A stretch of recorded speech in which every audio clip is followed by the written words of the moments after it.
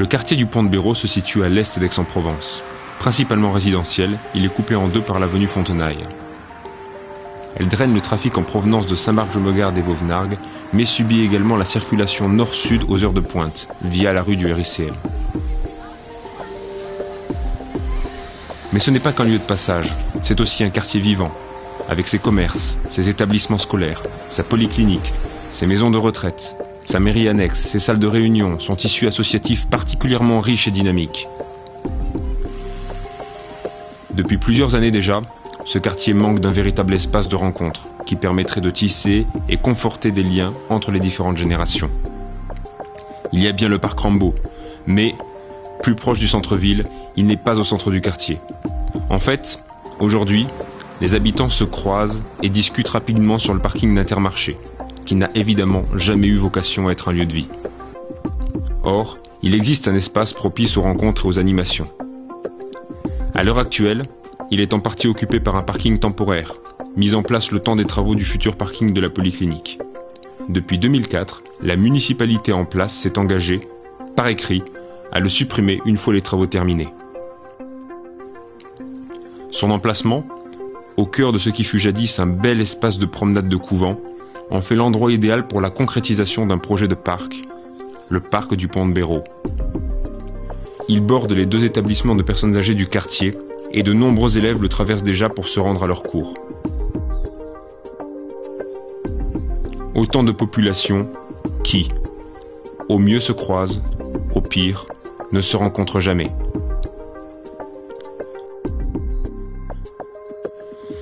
Situé au bord de la rivière de la Torse, il présente une richesse patrimoniale importante sur le plan écologique, mais aussi sur le plan historique, ce que rappellent les anciens lavoirs du couvent Saint-Thomas. Ce projet de parc est soutenu par les associations du quartier, ainsi que par de nombreux établissements scolaires ou de retraite. Et même le restaurant Le Bernise, implanté depuis peu, y joue déjà un rôle fort apprécié de pôle d'animation. Citons entre autres l'association Pont-de-Béraud Torse RICM et ses 150 adhérents, le CIQ Est et ses 450 adhérents, le CAP, Comité d'animation et de promotion de quartier, et ses 300 adhérents, l'association socio-éducative Alphonse Daudet, une association de marionnettes appelée la Compagnie des Fées, ainsi que l'association Créatype.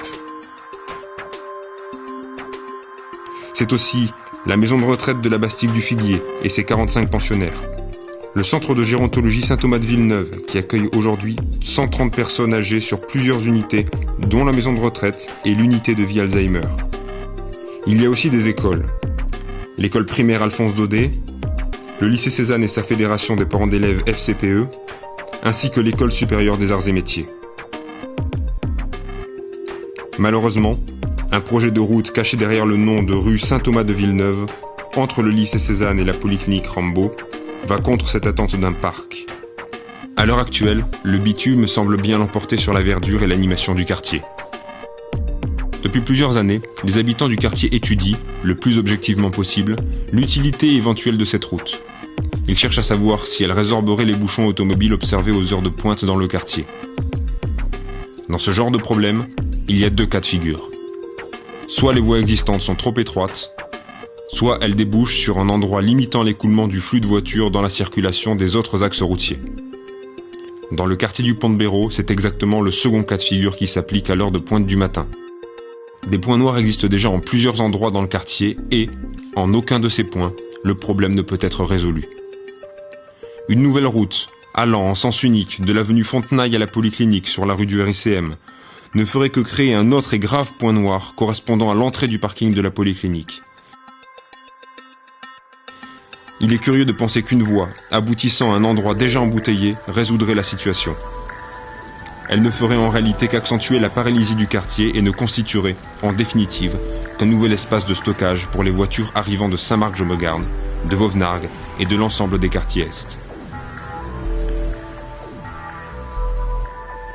La pollution de l'air et les nuisances sonores s'en retrouveraient renforcées et étendues à proximité de l'écosystème fragile des bords de la Torse, ainsi que des deux établissements pour personnes âgées du quartier, représentant plus de 175 pensionnaires.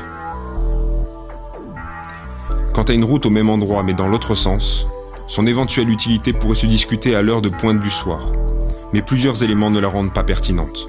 D'abord, l'étalement des retours, en termes de plage horaire. Ensuite, une pente avoisinant les 10% en descente.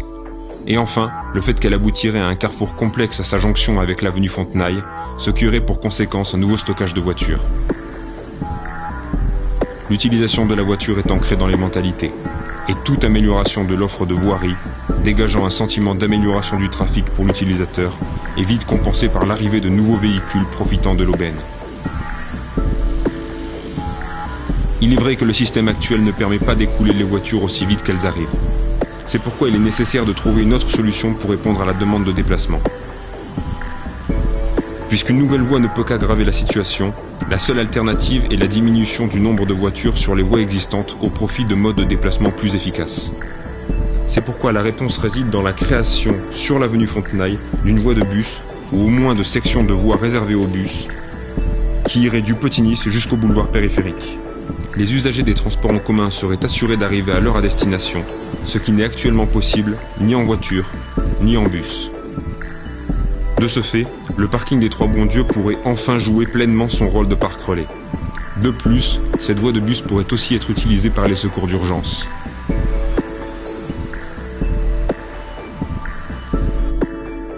Le report du transport voiture sur les transports en commun limitera l'encombrement de la voirie et fluidifiera la circulation pour les véhicules restants. Un service de bus efficace sur une voie réservée, couplé à un rephasage des feux tricolores en faveur des bus et de la circulation est-ouest, est indispensable.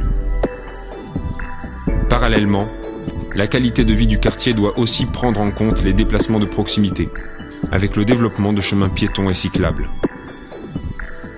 Plus globalement, un contrôle de l'urbanisation à l'est d'Aix, sur Saint-Marc et sur Vauvenargues, et une réelle volonté de la part de la mairie et de la CPA de revoir les transports collectifs vers les villes voisines permettrait une amélioration significative de la situation. Tous les experts s'accordent sur ce point. Augmenter l'offre routière n'a jamais fait diminuer la circulation, chaque voie nouvelle provoquant une hausse de trafic. Vouloir la route, c'est avoir un temps de retard, ou plutôt une génération de retard. Celle du tout-voiture. Penser que les bouchons peuvent être résorbés par des routes supplémentaires, c'est ignorer la pollution et ses conséquences sur la santé, sur la biodiversité, sur la planète. C'est aussi raisonner à courte vue, comme il y a 30 ans, dans la logique du toujours plus, de l'individualisme, et aller droit dans le mur. Le véritable enjeu, c'est bien d'offrir à tous une vie de quartier agréable et des transports efficaces et non polluants, en abandonnant la voiture qui pollue, qui tue, qui casse la ville. C'est cela, le développement durable.